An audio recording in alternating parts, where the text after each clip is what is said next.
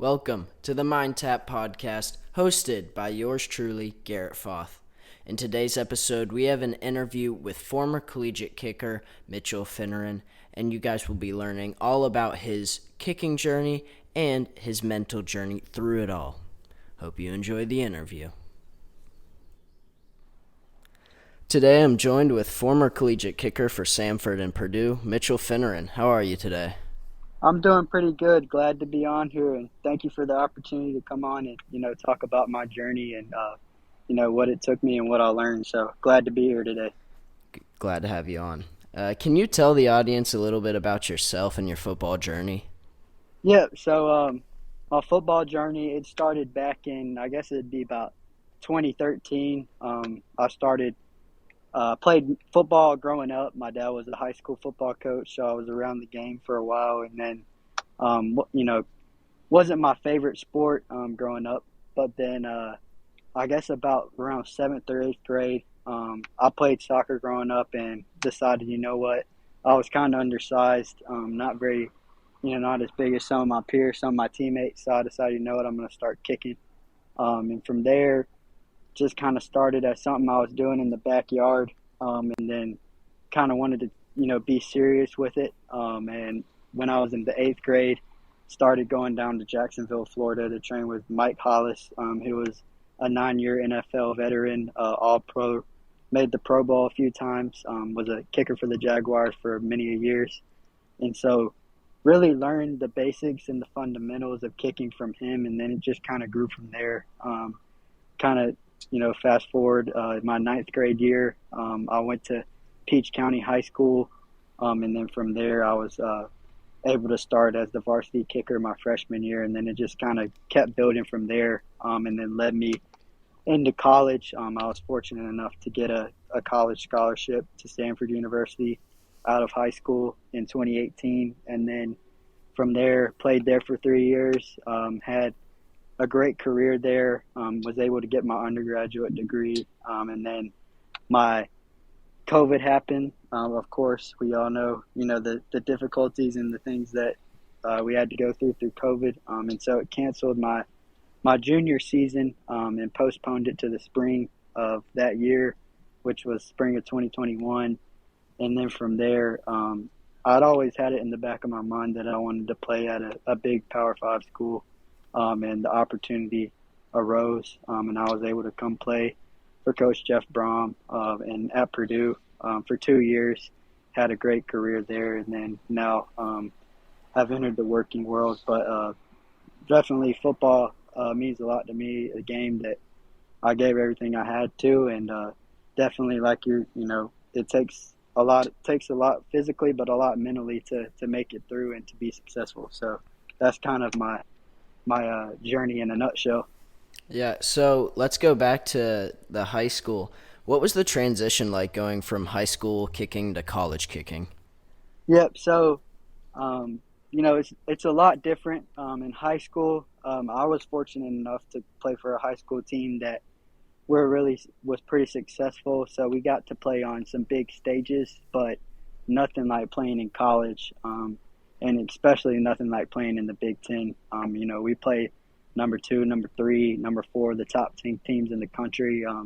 Played at Ohio State, played, against Michigan in the Big Ten championship. So you can't really replicate those atmospheres, and it's not like that in high school.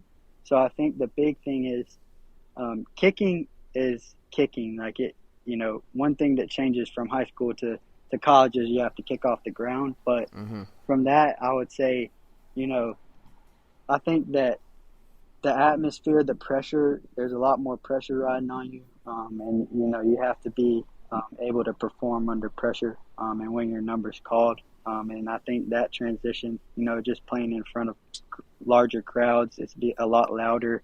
There's a lot more riding on the games, and also, it's a lot harder. You got to beat out competition as well. Like every school that I've been at, there's been another guy right behind me that was just as good, if not better. And so you have that you got to compete too. So I think those are the main things that are different from going from high school to college.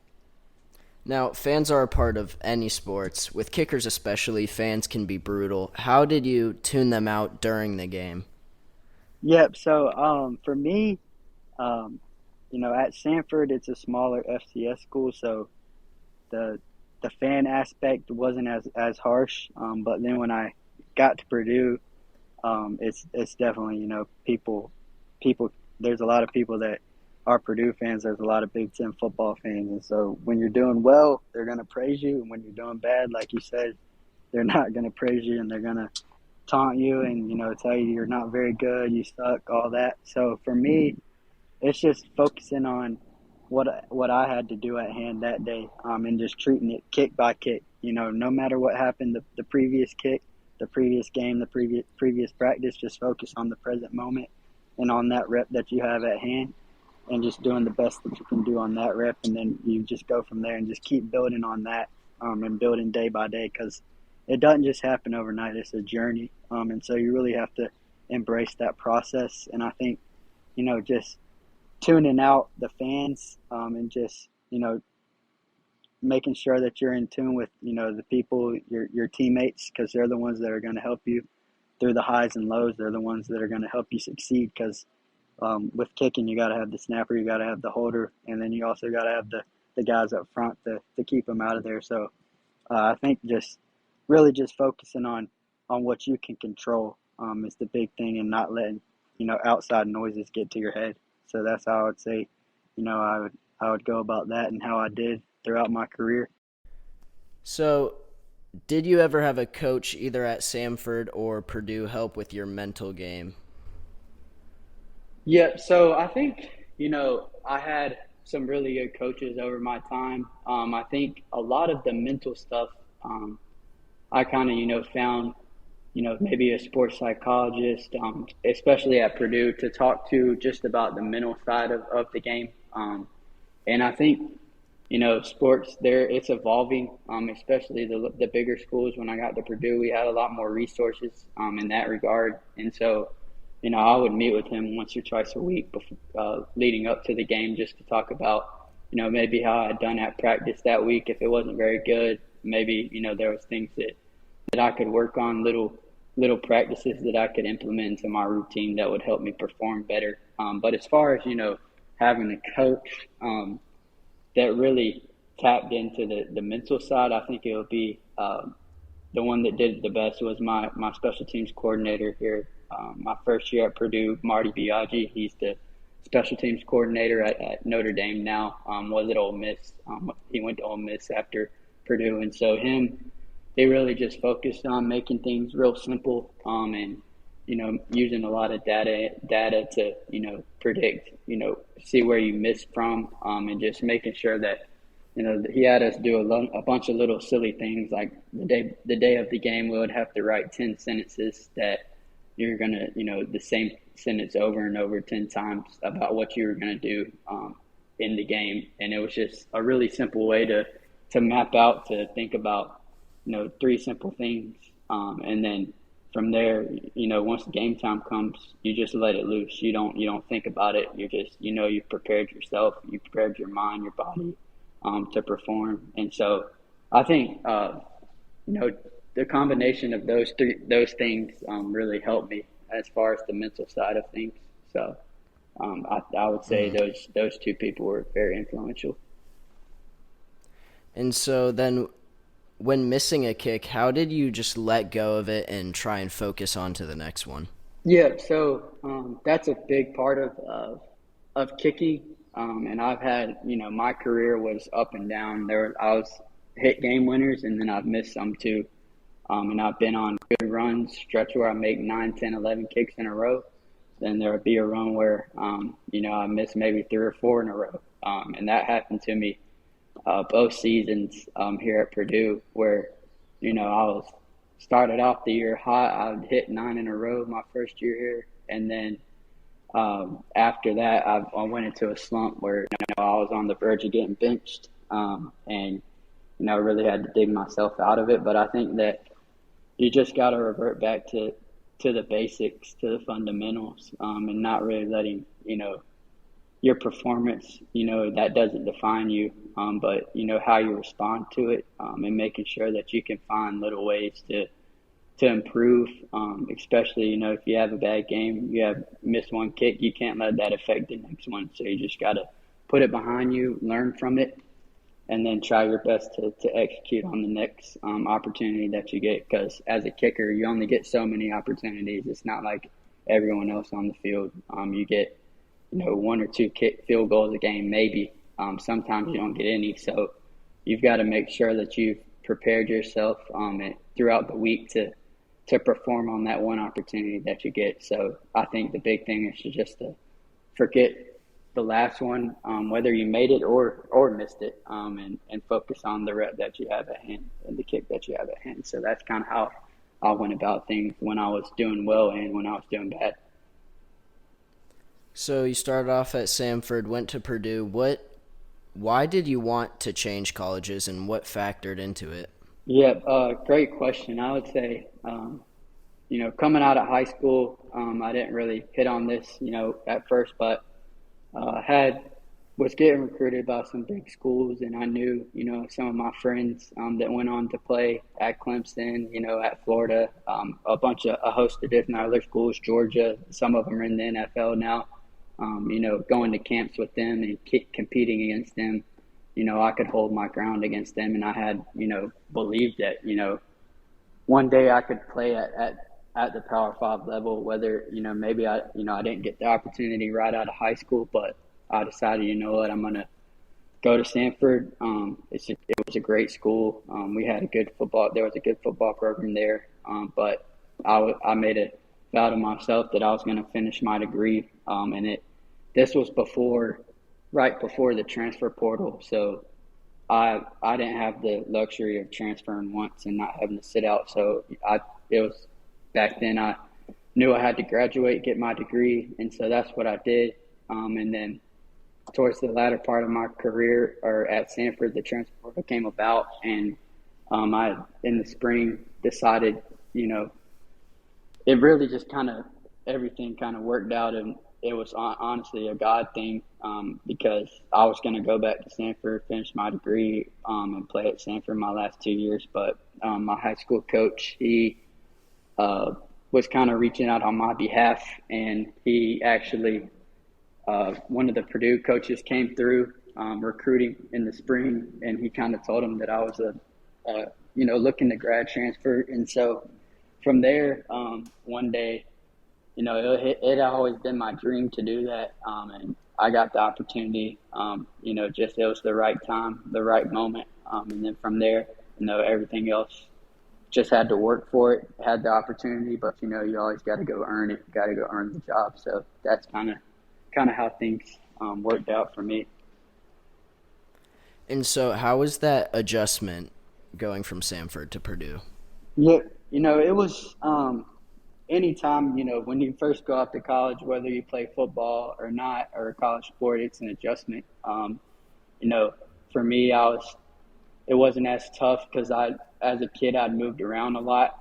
So, I've had to meet new people all the time, and I've always, my life's usually been centered around football. So for me, the adjustment going from Samford to Purdue wasn't too bad because I'd already had 3 years of college football under my belt. But it was definitely, moving up to the Midwest, where the winters are pretty brutal and it's not like living in the South, was definitely an adjustment. But I would say it was a pretty smooth transition just because, I had already played football, like I said, for 3 years. But, if I were to come straight out of high school and come to Purdue, playing in the Big Ten, it probably would have been a lot tougher, especially as a freshman. Just the pressures and, the stuff that you have to do day in and day out.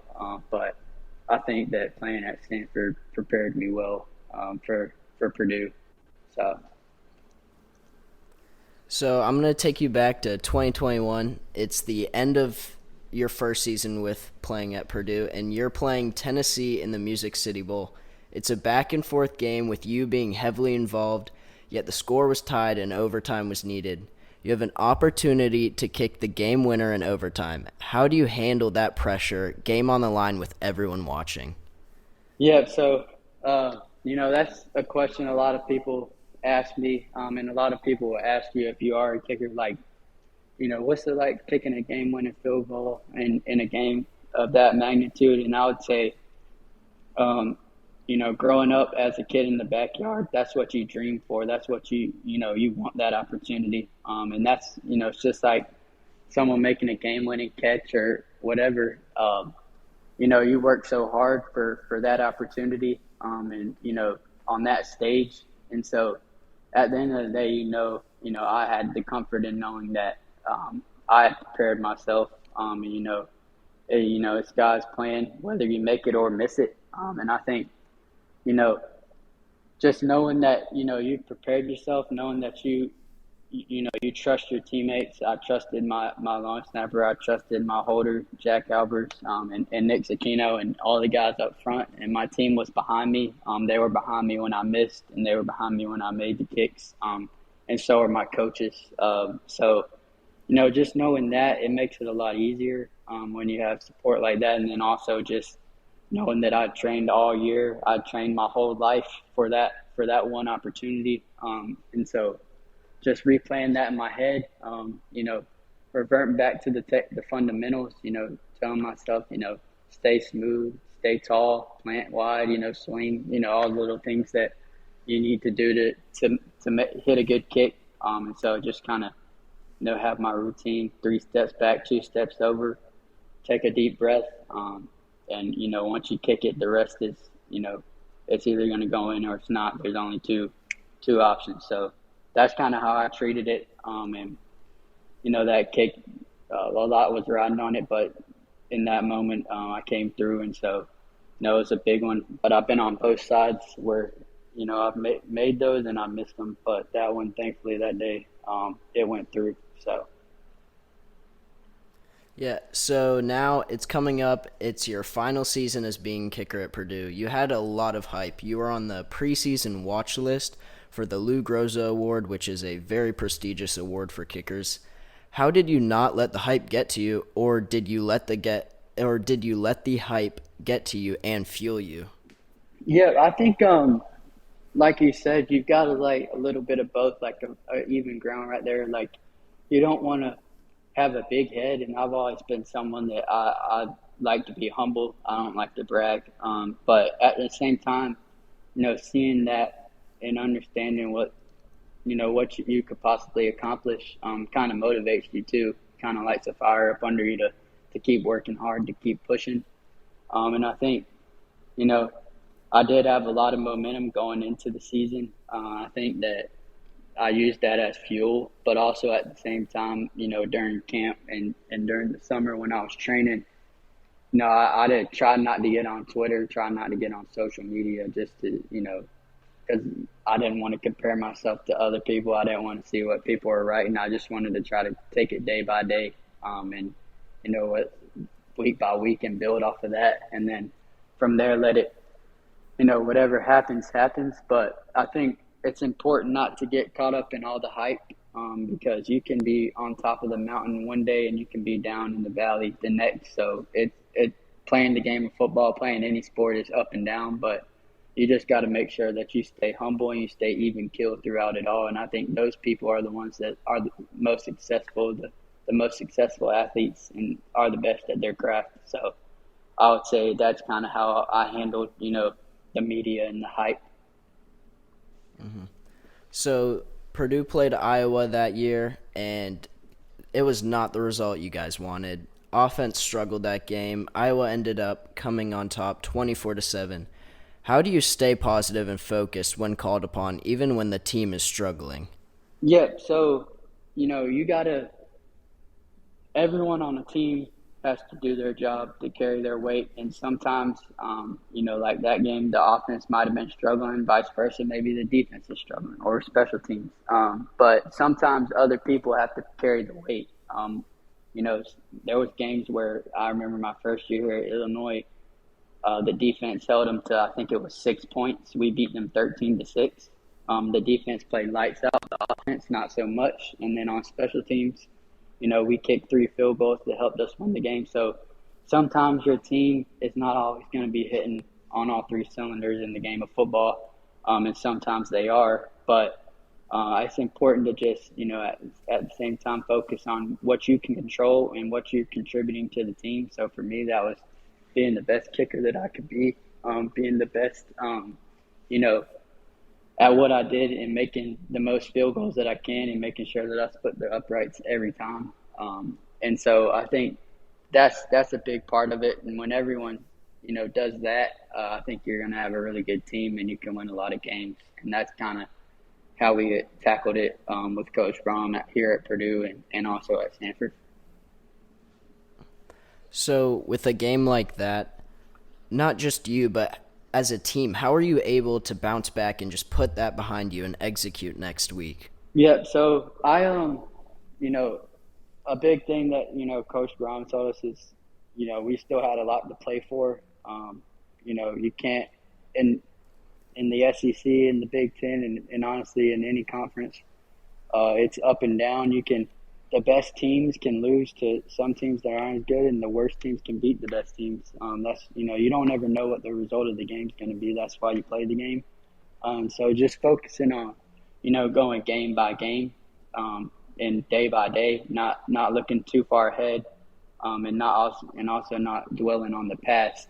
And so, the next week we had another opportunity. I can't recall what game was after that Iowa game, but playing whatever opponent it was, we knew we had an opportunity. And in the Big Ten, every opponent's good and every opponent can beat you. So you just focus on, learning from the mistakes that we made that previous week and then using that to build a better game plan and come out on top the next week. Mm-hmm.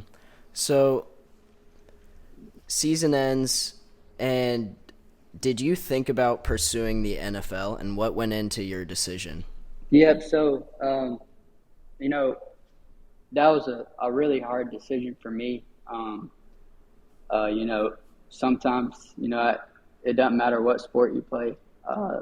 It comes to an end for everyone. For me, I was fortunate enough to accomplish a lot of things that, a lot of people know and in my immediate family had ever accomplished from an athletic standpoint. And so, I was honestly just blessed to be able to do what I did throughout high school and college. I wanted to pursue an NFL career, but at the same time, I know, it's playing in college is tough, but making it as a kicker in the NFL is even harder.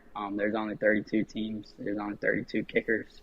And, you miss one or two kicks, you might get cut and you might be the best guy for the job and still you might not get the job. So there's a lot that goes into it. But for me, I had done an internship at a really good job opportunity at International Paper in Memphis. And from there, after I didn't do as well as I wanted to my last year here at Purdue, I did, accomplish a lot. Set a Big Ten record for most field goals in the Big Ten championship. But looking at it, didn't have a whole lot of agents that were willing to, put a lot out there on the line and, represent me. So, at the end of the day, I was like, well, I'm just going to go to work and then try to train on the side. And then went through pro day, but didn't do as well as I wanted to. So, no, I think, everyone has different aspirations. I did have, aspirations of playing in the NFL, but then at the same time, I had to come with terms of reality. One day you're going to have to go to work, and I had a great job opportunity that probably wouldn't have presented itself had I waited. So that's kind of what went into my choice of, whether going to the NFL or going to work. So, but all in all, football, it's been a tough transition, I will say. Going from playing football basically my whole life and, at high level the past 10 years. But there's a lot of stuff that you can use in anything that you do in life that you learn from the game of football and in any sport, any team sport. So I'm blessed and thankful for the opportunities that I had and the experiences that I gained. So do you incorporate any of what you learn mentally in your normal day-to-day life? Yeah, I would think, There's a lot of things that I incorporate. Just one thing that I miss about football is the routine. You have to get up at 5:30 in the morning every day, work out. You go eat breakfast, you go to the training room, get treatment. Et cetera. Meetings. Your whole day is basically planned out and dictated by someone else. It's kind of like the military in a way. So I think, I try to apply that aspect to my life, make sure I get up early, make sure I get some movement in, because that's good for your mental health too. Just getting up, working out, making sure you're eating the right stuff. And then also, just the routine. I think that helps a lot. So I use that, try to apply that to my daily life. And then also football, the pressures and the ups and downs will teach you a lot about life, because life doesn't always go like you want it to. Sometimes everything's great, and then that day everything goes downhill, and that's kind of how football is. You could get hurt in the blink of an eye. Have to have I've had 3 surgeries since I played football, 2 on my wrist, 1 on my knee, and so those were times where I really had to dig deep. And so those taught me a lot about just persevering in whatever you do, and using it, applying it to whatever type of work, whatever industry that you're in. I think there's a lot of principles and values that I've learned about hard work and commitment by playing football. So I would say those are the main things that I use in my day-to-day life now. All right, that's all the questions I have for you, Mitchell. I appreciate you being on here. Yeah, no problem. I appreciate it, Garrett. Thanks for having me on, and I enjoyed talking about football and talking to you. So, and that's it for this interview. Hope you guys enjoyed the interview. If you want to follow the podcast on Instagram, it is mindtap_pod, all lowercase, once again. On Instagram, it is mindtap_pod. If you're watching this on YouTube, there will be a link to the Instagram in the description. Stay tuned for more episodes in the future. Peace out, everyone.